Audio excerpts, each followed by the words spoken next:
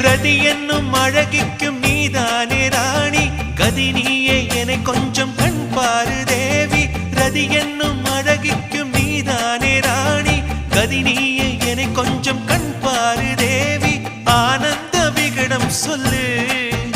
என்னை பேரின்ப நதியில் தள்ளு ஆனந்த விகடம் சொல்லு என்னை பேரின்ப நதியில் தள்ளு